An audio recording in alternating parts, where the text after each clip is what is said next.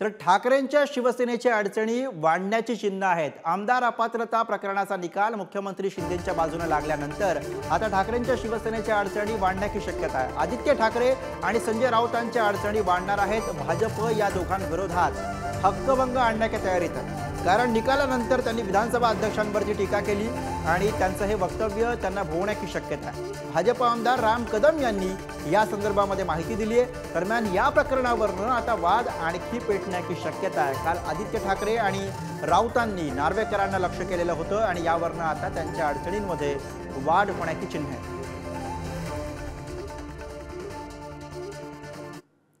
दरम्यान यावरती राम कदम, संजय राऊत आणि शिंदेंच्या शिवसेनेचे शंभूराज देसाई यांनी काय प्रतिक्रिया दिली बघूयात। तुम्ही स्वतःच्या चुकांचा दंड भोगताय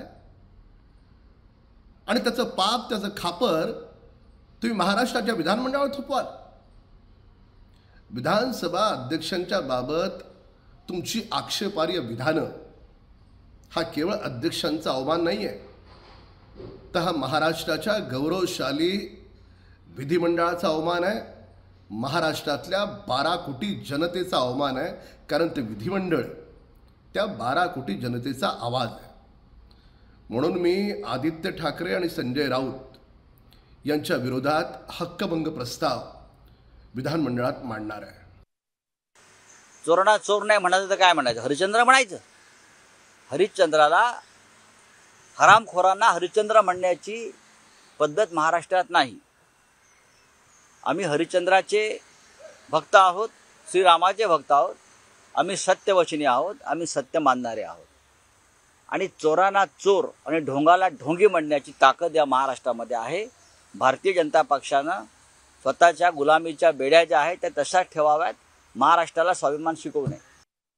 असंसदीय शब्दांचा वापर राऊतांकडनं झाला, आदित्य ठाकरेंकडनं झाला, म्हणून मी मगाशी म्हटलं न्यायपीठ तुम्हाला निकाल देईपर्यंत तुमचा विश्वास आहे आणि न्यायपीठाचा विश्वास मेरिटवर तुमच्या विरोधात गेल्यानंतर तुम्ही जर त्यांच्यावरती अशी असंसदीय भाषेमध्ये, अवमानास्पद भाषेमध्ये तुम्ही ही टीका करता, ही गैरलागू आहे।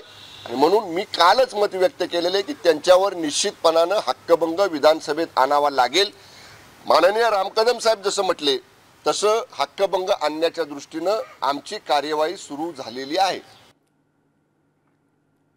आणि आता बातमी आहे ती निकालानंतर रस्त्यावरती उमटणाऱ्या प्रतिक्रियांची।